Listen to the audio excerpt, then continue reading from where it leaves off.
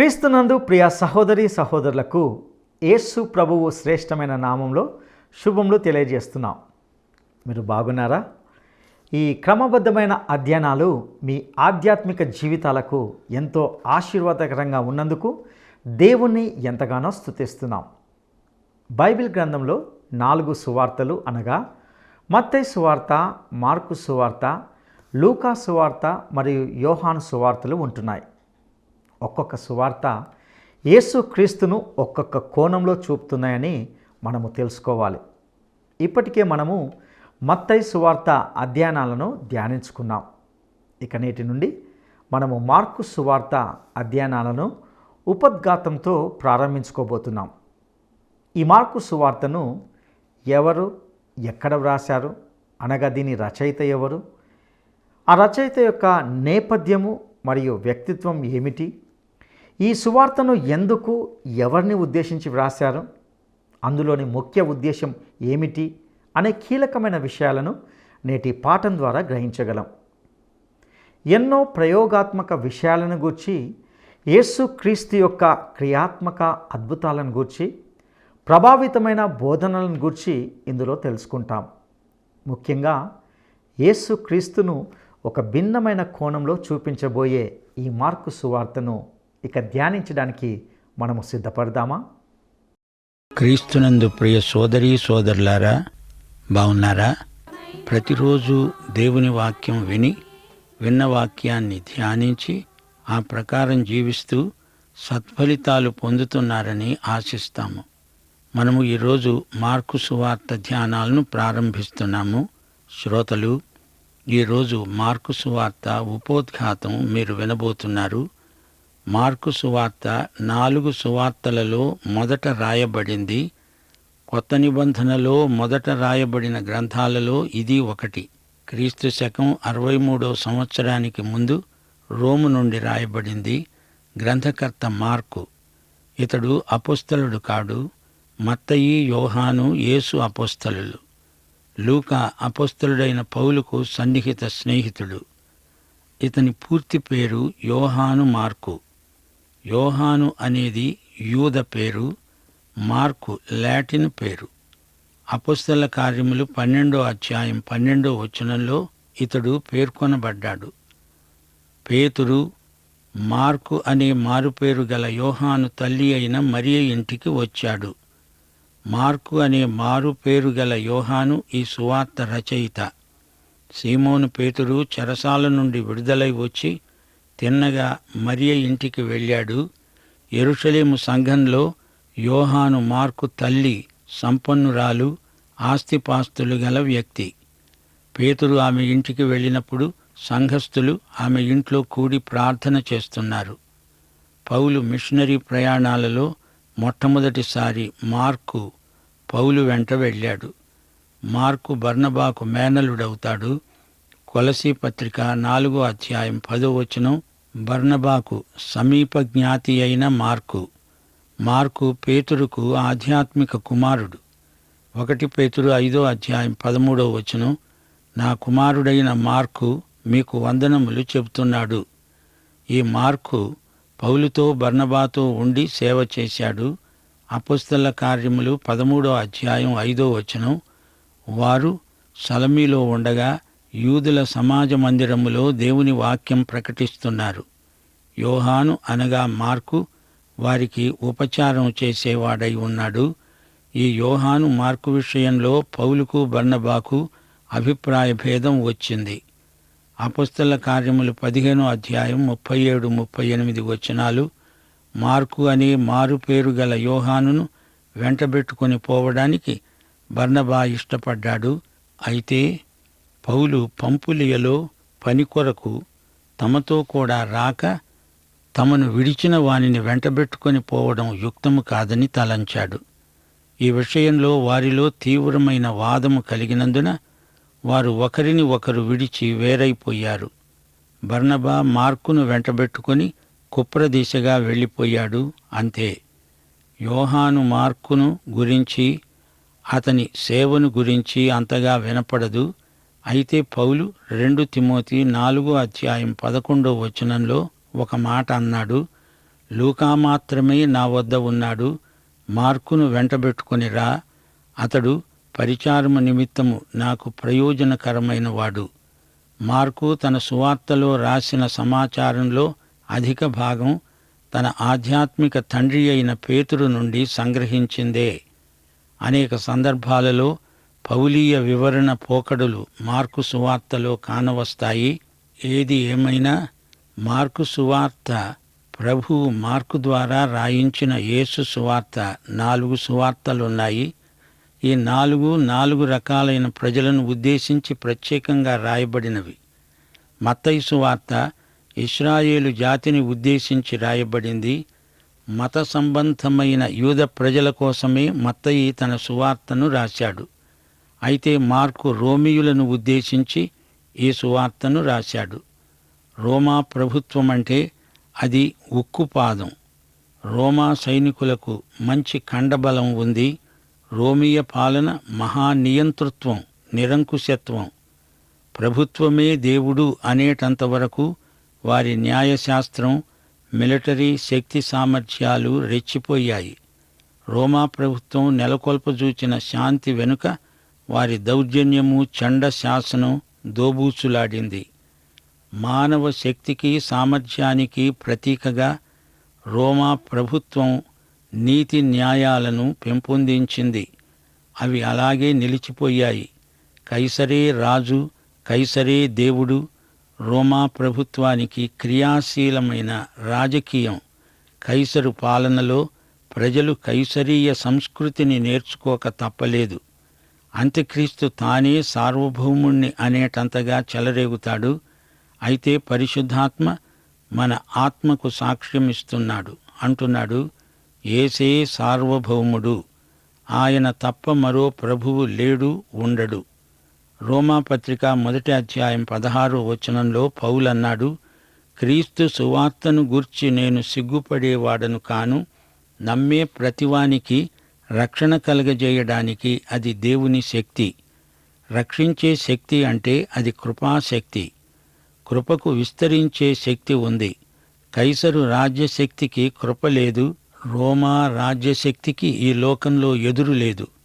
అలాంటి రాజకీయ శక్తిని ఉద్దేశించి దేవుని రక్షణ శక్తిని గురించి మార్కు ఈ సువార్తను రాశాడు. పేతురులాగే మార్కు కూడా యేసుక్రీస్తు సువార్తను అదే విధంగా ప్రకటిస్తున్నాడు. సీమోను పేతురు నుండి మార్కు ద్వారా మనకి సువార్త వచ్చింది అంటారా? అనండి. అయితే సీమోను పేతురుకు అది ఎక్కడి నుండి వచ్చింది? యేసుక్రీస్తు నుండి. దేవునికి స్తోత్రం. శ్రోతలు గుర్తించండి, మార్కు సువార్త సంవిధానం క్రియాశీలమైనది. రోమీయ పాఠకులనుద్దేశించి రాయబడిన సువార్త ఇది. మార్కు సువార్తలో యేసుక్రీస్తు జన్మ వృత్తాంతం, ఆయన రాచరికానికి ఆయనకున్న యోగ్యతలు ఇవేమీ రాయబడలేదు. యేసు చేసిన సేవ, ఆయన నడుముకు తువాలు కట్టుకొని చేసిన సేవ, ఆయన క్రియాశీలమైన సౌశీల్యం వర్ణించబడ్డాయి. మార్కు సువార్త 10వ అధ్యాయం 45వ వచనం, మనుష్య కుమారుడు పరిచారము చేయించుకునేందుకు రాలేదు గాని పరిచారము చేయడానికి, అనేకులకు ప్రతిగా విమోచన క్రయధనముగా తన ప్రాణమివ్వటానికి వచ్చాడు. ఇదే ఈ సువార్తలోని కేంద్ర సత్యం. యెషయా గ్రంథం 42వ అధ్యాయం 1-2 వచనాలు, ఇదిగో నేను ఆదుకునే నా సేవకుడు, నేను ఏర్పరచుకొన్నవాడు, నా ప్రాణమునకు ప్రియుడు, అతని యందు నా ఆత్మను ఉంచి ఉన్నాను. అతడు అన్యజనులకు న్యాయము కనపరుస్తాడు. అతడు కేకలు వేయడు, అరువడు, తన కంఠస్వరము వీధిలో వినబడనీయడు. నలిగిన రెల్లును అతడు విరువడు, నకనకలాడుతున్న జనపనార ఒత్తిని ఆర్పడు. అతడు సత్యముననుసరించి న్యాయమును కనపరుస్తాడు. అపోస్తలుడైన పేతురు కొర్నేలి ఇంటిలో చెప్పిన మాట సువార్తకు కీలకం. దేవుడు నజరేయుడైన యేసును పరిశుద్ధాత్మతో శక్తితో అభిషేకించాడు. దేవుడు ఆయనకు తోడై ఉన్నాడు గనుక ఆయన మేలు చేస్తూ అపవాది చేత పీడించబడిన వారినందరినీ స్వస్థపరుస్తూ సంచరిస్తున్నాడు. గమనించండి, యేసు ఊరికే సంచరించలేదు, మేలు చేస్తూ సంచరించాడు. అనేక మంది నాయకులు మేలు చేస్తామని చెబుతూ సంచరిస్తారు గాని మేలు చెయ్యరు. యేసుక్రీస్తు మేలు చేస్తూ సంచరించాడు. ఆయన మానవత్వం ఆదర్శాలకు ఆదర్శం. ఆయన మానవత ఆకర్షణీయం. ఆయన దైవత్వం మానవులకు అసాధ్యమైన మేలు చేసింది. మార్కు సువార్త ఇదే సత్యంతో ప్రారంభమవుతుంది. యేసు చనిపోయాడు, తిరిగి లేచాడు. తన శిష్యులను వెళ్ళండి అని పంపించాడు. భూదిగంతాల వరకు నా సువార్తను ప్రకటించండి అన్నాడు. ఈ రోజున మనము చేయవలసింది ఇదే. మార్కు రచనా శైలి బహు క్లుప్తం. మార్కు సూటిగా, తేటగా, ఘాటుగా మాట్లాడతాడు. సూక్ష్మంలో మోక్ష సువార్తను ప్రకటిస్తాడు. డొంక తిరుగుడు మాటలు అతనికి గిట్టవు. కార్యసాధకమైన, క్రియాశీలమైన సువార్తను మాత్రమే ప్రకటిస్తాడు. పెద్ద పెద్ద మాటలాడడు. అతనికి పని ముఖ్యం, మాటలు కాదు. సగటు మనిషి కోసం, సాధారణ వ్యక్తి కోసం ఈ సువార్తను రాస్తున్నాడు. సంఘటనలు ఒకదాని వెంబడి ఒకటి చకచక వెంటనే జరిగిపోతూ ఉంటాయి. అదే ఈ సువార్తలోని విశేషం. శ్రోతలు గమనించండి, మార్కు రాసిన సువార్త మార్కుది కాదు, యేసుక్రీస్తుది. ఇది రోము నుండి వ్రాయబడింది, రోమియుల కొరకే రాయబడింది, కాని మనందరికీ వర్తిస్తుంది. ఇది సార్వత్రిక సువార్త. రోమియులకు పనే పని, అధికార కామన, అభివృద్ధి వాంఛ ఎక్కువ. వారి మనస్సులలో చెలరేగే ప్రశ్న, యేసు ఏమి గొప్ప పని చేశాడు? ఈ ప్రశ్నకు జవాబే మార్కు సువార్త. ఇది బహు క్లుప్తమైన గ్రంథం. ఇది యూదుల కొరకు, యూద మతస్థుల కొరకు మార్కు రాయలేదు. ఇది యూదేతరుల కొరకు, అన్యుల కొరకు రాయబడింది. మత్తయి సువార్తలో వంశావళి పేర్కొనబడింది. ఎందుకని? యేసుక్రీస్తు రాజు. అందుచేత ఆయన పుట్టుపూర్వోత్తరాలు చెప్పక తప్పదు. గాని మార్కు సువార్తలో యేసు సేవకుడు. సేవకుని వంశావళి చెప్పనవసరం లేదు. సేవకుడు గనుక సేవ ముఖ్యం. ఇందుకే మార్కు రోమక ప్రజలకు అర్థమయ్యేటట్లు పరమార్థాన్ని బోధిస్తున్నాడు. యేసు మహాసేవకుడు. ఆయన దేవుని కుమారుడు. శోధనలను జయించినవాడు. ఎన్నెన్నో అద్భుతాలు చేశాడు. పేతురు అత్తను స్వస్థపరిచాడు. కుష్ఠురోగిని బాగుచేశాడు. రక్తస్రావ రోగి ఆయన వస్త్రం అంచును ముట్టి బాగైంది. దయ్యాలు పట్టిన వారిని విడుదల చేశాడు. గుడ్డివారికి చూపు ప్రసాదించాడు. ఇవన్నీ భౌతికమైన అద్భుతాలు. సముద్రపు తుఫానును గద్దించాడు. 5,000 మందికి అన్నం పెట్టాడు. సముద్రం మీద నడిచాడు. అంజూరపు చెట్టును శపించాడు. ఇవన్నీ సృష్టిపై యేసుకు ఉన్న ఆధిక్యాన్ని, అధికారాన్ని రుజువు చేసిన అద్భుతాలు. ఆధ్యాత్మిక, ఆది భౌతిక అద్భుతాలు చేశాడు. కపెర్నహూములో ఎన్నెన్నో దయ్యాలను గద్దించి వెళ్ళగొట్టాడు. గలిలీ ప్రాంతంలో దురాత్మలను పారద్రోలాడు. అపవిత్రాత్మలను గద్దించాడు. యాయీరు కుమార్తెను చచ్చిపోయిన దానిని బ్రతికించాడు. ఇది సహజాతీతమైన, మానవాతీతమైన అద్భుతం. యేసు తన ప్రబోధాలలో ఎన్నెన్నో ఉపమానాలు చెప్పాడు. పాత బట్టకు కొత్త మాసిక వేయకూడదు. పాత తిత్తులలో కొత్త ద్రాక్షారసం పొయ్యకూడదు. విత్తనాలు చల్లే కర్షకుని ఉపమానం. దీపాన్ని కొంచెం కింద, మంచం కింద దాచిపెట్టకూడదు. ఆవగింజ ఉపమానం. అంజూరపు చెట్టు ఉపమానం. ఉపమానాలు వినేవారికి ఆలోచించడానికి గొప్ప సవాలు. యేసు ప్రభు మానవ సంబంధాలను గురించి హెచ్చరించాడు. దేవుని రాజ్యాన్ని ప్రబోధించాడు. నరకాన్ని గురించి చెప్పాడు. ప్రార్థనను గురించి కూడా హితోపదేశం చేశాడు. ఆలివకొండ ప్రసంగం మార్కు సువార్తలో పొందుపరచబడింది. శిష్యులకు పిలుపు, బాప్తిస్మకుడైన యోహాను మృతి, యేసుక్రీస్తు రూపాంతరం, దేవాలయాన్ని శుద్ధి చేయడం, బీద విధవరాలి కానుక మొదలైన అంశాలు మనం మరిచిపోలేము. గెత్సెమనీ తోటలో యేసు ప్రభు యొక్క వేదనాత్మకమైన నివేదన, యేసు శిలువ వేత, ఆయన పునరుత్థానం, మొదలైన సన్నివేశాలతో నిండిన అమూల్యమైన సువార్త మార్కు సువార్త. మార్కు సువార్తలోని ముఖ్యాంశం గుర్తుంచుకోండి. మనుష్య కుమారుడైన యేసు శ్రమబాధితుడు. ఆయన దేవుని కుమారుడు. మార్కు సువార్తలోని ముఖ్యమైన మాటలు అధికారము, మనుష్య కుమారుడు, దేవుని కుమారుడు, శ్రమలు, విశ్వాసము, క్రమశిక్షణ, సువార్త. పేతురు పత్రికకు ఇది అనుబంధంగా మనం చదువుకోవచ్చు. పేతురు చనిపోయిన తరువాత మార్కు ఈ సువార్త రాశాడు. అప్పుడు నీరో చక్రవర్తి క్రైస్తవులను నానా హింసలు పెడుతున్నాడు. పేతురు, పౌలు నీరో చక్రవర్తి పెట్టిన హింసలకు గురై హతసాక్షులయ్యారు. ఈ నేపథ్యంలో మార్కు ఈ సువార్త రాశాడు. యేసు జీవితం, ఆయన సేవ విశ్వాసులకు ఎంతో ఆదరణ.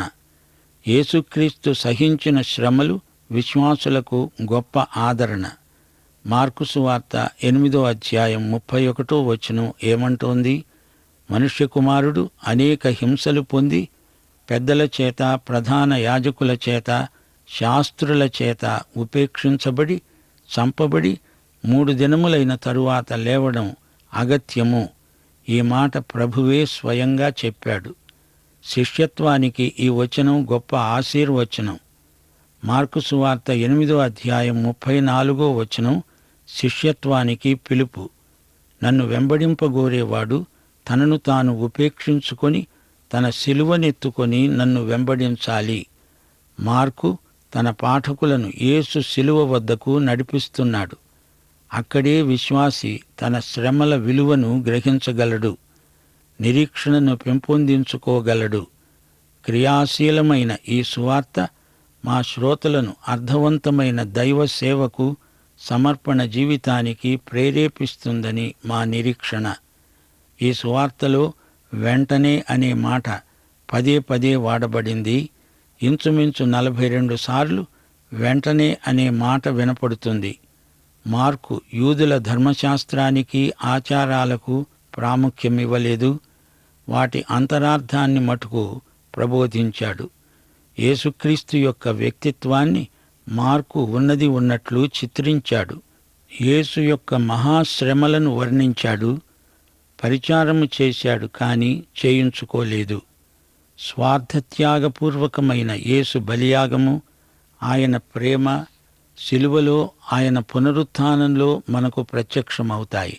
శిష్యత్వం అంటే ఏమిటో మార్కు సువార్త మనకు నేర్పుతుంది. తనను తాను ఉపేక్షించుకొని తన శిలువనెత్తుకొని యేసును వెంబడించేవాడే శిష్యుడు. యేసు వ్యక్తిత్వమందు, సందేశమందు, ఆయన శక్తియందు మనకు పూర్తి విశ్వాసం ఉండాలి. అక్కరలో ఉన్నవారికి సహాయపడాలి. యేసు ఆరంభించిన అద్భుతాలు అపుస్తలుల ద్వారా, ఆ తరువాత విశ్వాసుల ద్వారా కొనసాగుతాయని ప్రభువు హామీ ఇస్తున్నాడు. కొత్త నిబంధన ప్రజలు ఆయన అప్పగించిన పనిని ఆయన తిరిగి వచ్చే వరకు చేస్తూనే ఉంటారు. ఈ సువార్త చరిత్ర కాదు, కాని క్రీస్తు యొక్క విమోచన క్రియను గురించిన సందేశం. యేసు మనకు మహామహోపాధ్యాయుడు. ఆయనకు సైతానుపై అధికారమున్నది. అపవిత్రాత్మలను ఆయన వెళ్ళగొట్టగలడు. సాంప్రదాయాలను మించింది ఈ సువార్త. ఈ రచయిత ఆరంభంలో చెప్పినట్లు దేవుని కుమారుడైన యేసుక్రీస్తు సువార్త ప్రారంభం. యేసు దేవుని కుమారుడని రుజువు చేసిన సంఘటనలు 2. ఆయన బాప్తిస్మము, 2 ఆయన రూపాంతరము. దయ్యాలు కూడా యేసే దేవుని కుమారుడని ఒప్పుకున్నాయి. శతాధిపతి హృదయపూర్వకంగా ఒప్పుకున్నాడు. మార్కు సువార్త 15వ అధ్యాయం 39వ వచనం. నిజముగా ఈ మనుష్యుడు దేవుని కుమారుడే అని చెప్పాడు. యేసు శిలువ మీద చనిపోతూ ఉండగా అతడు ఎదురుగా నిలిచి ఉన్నాడు. యేసు మనుష్య కుమారుడు అనే బిరుదు మార్కు సువార్తలో 14 సార్లు ప్రయోగించబడింది. తాను మెస్సియాను అని వ్యక్తం చేయడానికి యేసు మనుష్య కుమారుడు అనే బిరుదాన్ని ఎక్కువగా వాడుకున్నాడు. యేసు శిష్యులు ప్రతి ఒక్కరూ తన శిలువనెత్తుకొని ఆయనను వెంబడించాలి అనేదే ఈ సువార్తలోని ప్రధానాంశం. ఆయన మహిమ శక్తిని కనపరచడానికి ఆయన రెండో రాకడ సరైన సమయం. ప్రియ శ్రోతలు, మార్కు సువార్తలో పరిశుద్ధాత్మను గురించి పలు సందర్భాలలో చెప్పబడింది. యేసు బాప్తిస్మం సమయంలో పరిశుద్ధాత్మ ఆయన పైకి దిగి వచ్చాడు. పరిశుద్ధాత్మ అభిషేకము ప్రభువు మీద ఉన్నది. పరిశుద్ధాత్మ యేసును అరణ్యమునకు తీసుకుని వెళ్ళాడు. ఆయన సైతాను శోధనలను జయించాడు. మార్కు సువార్త 12వ అధ్యాయం 36వ వచనం దావీదు పరిశుద్ధాత్మ వలన చెప్పిన మాటలు పేర్కొనబడ్డాయి. మార్కు సువార్త 3వ అధ్యాయం 28వ వచనం సమస్త పాపములను మనుష్యులు చేసే దూషణలన్నీ వారికి క్షమించబడతాయి, కాని పరిశుద్ధాత్మ విషయం దూషణ చేసేవాడు ఎప్పుడూ క్షమాపణ పొందడు, నిత్య పాపము చేసిన వాడై ఉంటాడు. మార్కు సువార్త 13వ అధ్యాయం 11వ వచనంలో చెప్పబడినట్లు వారు మిమ్మును అప్పగించడానికి కొనిపోయేటప్పుడు మీరు ఏమి చెప్పాలి అని ముందుగా చింతించకండి. ఆ ఘడియలోనే మీకు ఏది ఇయ్యబడుతుందో అదే చెప్పండి. చెప్పేవాడు పరిశుద్ధాత్మే కాని మీరు కాదు. మార్కు సువార్తలో పరిశుద్ధాత్మను గురించి ఎన్నో విషయాలు చెప్పబడ్డాయి. పరిశుద్ధాత్మ వరములు, శక్తి, అధికారము, ప్రవక్తల మాటలు, స్వస్థత, హస్త నిక్షేపణము, మెస్సియా రాజ్యము అనే మాటలన్నిటిలో పరిశుద్ధాత్మ ప్రమేయమున్నదని మనము గుర్తించాలి. ప్రియ శ్రోతలు, వింటున్నారా? రోమాపత్రిక 10వ అధ్యాయం 17వ వచనం వినుట చేత విశ్వాసము, వినటం క్రీస్తును గురించిన వాక్యం. వాక్యమునకు మన విశ్వాసానికి ఉన్న సంబంధం కార్యకారణ సంబంధం. దేవుని వాక్యము మన దృక్పథాన్ని సరిదిద్దుతుంది. 1 కొరింథీ 15వ అధ్యాయం 32, 33 వచనాలలో నాస్తిక గీతమున్నది. రేపు చనిపోతాము గనుక తిందాము, తాగుదాము, తిని తాగి చనిపోతే అంతటితో అయిపోలేదు. మరణానంతర జీవితమున్నది. క్రీస్తునందు జీవ పునరుత్థానమున్నది. క్రీస్తుకు బయట తీర్పు పునరుత్థానం. జాగ్రత్త, పాఠం ఇంతటితో సమాప్తం. మన ప్రభువైన యేసుక్రీస్తు వారి దివ్య కృప, తండ్రి అయిన దేవుని పరమప్రేమ, పరిశుద్ధాత్మ యొక్క అన్యోన్య సహవాసము, సమాధానము మనకందరికీ నిత్యత్వము పర్యంతము తోడై ఉండునుగాక. ఆమేన్. ప్రియులారా, ఇంతవరకు మార్కు సువార్తను గూర్చిన చక్కటి ఉపోద్ఘాతాన్ని వినియున్నారని నమ్ముతున్నాం. ఇందులో ఈ సువార్తను రాసిన మార్కు ఖచ్చితమైన వ్యక్తి అని, మార్కు మాటల మనిషి కాడు, చేతల మనిషి అని తెలుసుకున్నాం. మార్కు సువార్త రచయిత అయిన మార్కు యేసుక్రీస్తును ఒక సేవకునిగా తన ముఖ్య పరిచర్య ఏమిటో చూపించడాన్ని మనం గ్రహించినాం. మార్కు సువార్త 8:31లో యేసు శ్రమలు, మరణం, పరిచర్యను స్పష్టంగా వివరించాడు. యేసు సౌశీల్యం, క్రియాశీలక పరిచర్యలు మార్కు సువార్త చూపిస్తూ ఉంది. మార్కు సువార్త కార్యసాధక సువార్త. మార్కు సువార్త మార్కుది కాదు, అది యేసు సువార్త. అర్థవంతమైన సేవకు, దేవుని ఎడల విశ్వాసానికి మార్కు సువార్త మనలను నడిపిస్తుంది. క్రొత్త నిబంధన ప్రజలు ఆయన సువార్తను, సేవను ఆయన రాకడ పర్యంతము కొనసాగించాలని మార్కు సువార్త తెలియజేస్తుంది. ఈ సువార్తలో పరిశుద్ధాత్మ సన్నిధిని చూస్తాం. విశ్వాసుల విశ్వాసము కార్యకారణమైన విశ్వాసమని మార్కు సువార్తలో తెలుసుకోగలం. నాస్తిక సిద్ధాంతానికి మార్కు సువార్త గొప్ప జవాబు. ఈ సువార్త యూదుల కొరకు వ్రాయలేదు, అన్యుల కొరకు, యూదేతరుల కొరకు వ్రాశాడు. ఇందులో వెంటనే అనే పదం ఎక్కువగా ఇంచుమించు 42 సార్లు కనిపిస్తుంది. ఈ సువార్త శిష్యరికం యొక్క గొప్ప నమూనా. యేసు యొక్క సమస్త అధికారం ఇందులో చూస్తాం. ఎన్నో గొప్ప సత్యాలు గల ఈ సువార్త సందేశాలు క్రమంగా వినడానికి మీకు ఇదే మా ఆహ్వానం. అటు కృప దేవుడు మీకు దయచేయనుగాక. దైవాశీస్సులు.